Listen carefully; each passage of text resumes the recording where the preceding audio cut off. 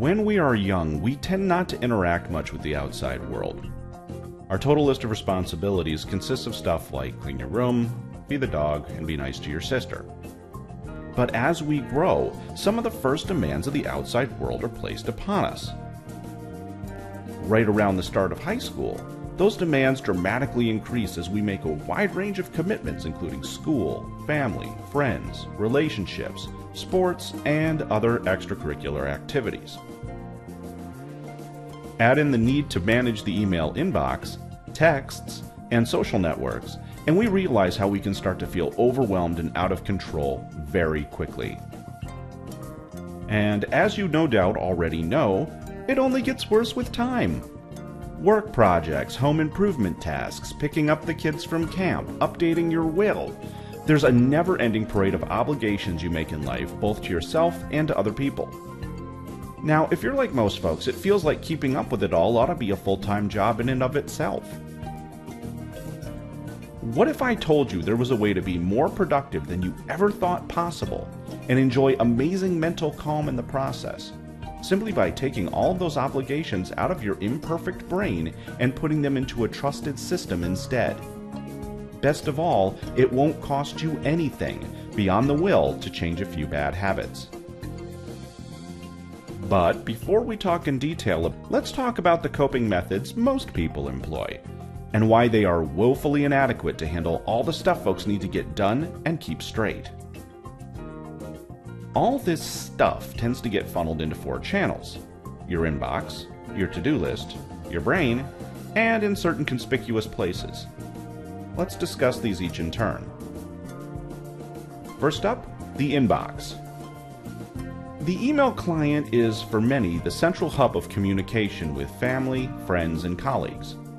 Typically, messages come into your inbox listed in chronological order.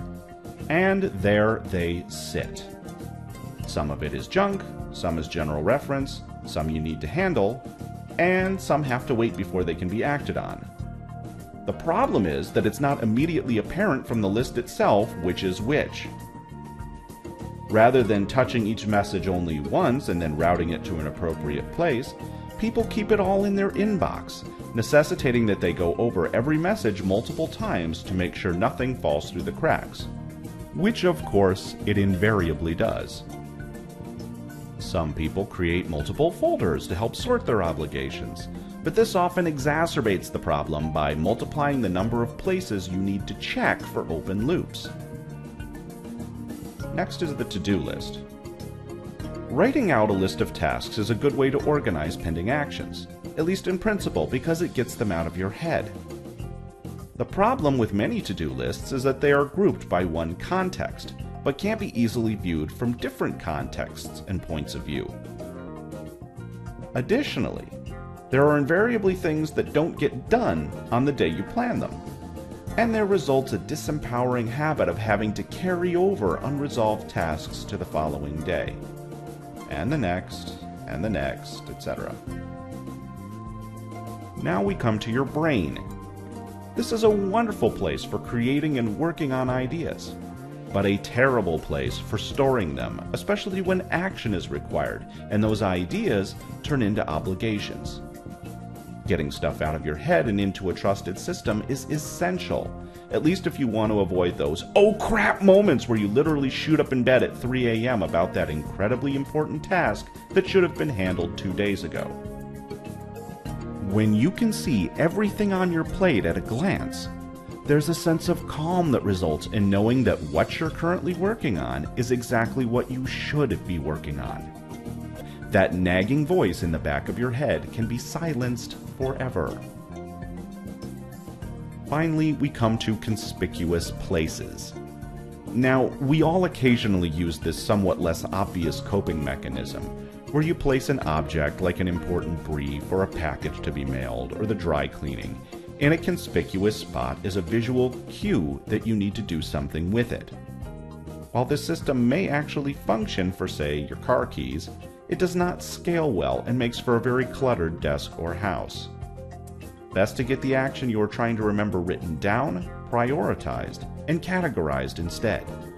So, if the traditional system is failing most of us, let's describe the attributes of what we would want in the perfect task tracking system. First, it would combine all of the above methods into one place, so that we can have one system from which to operate.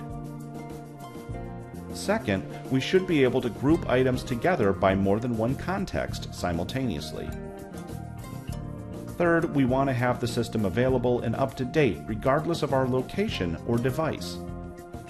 As we transition from home to work to travel, we need our system available to review, update, and fine-tune.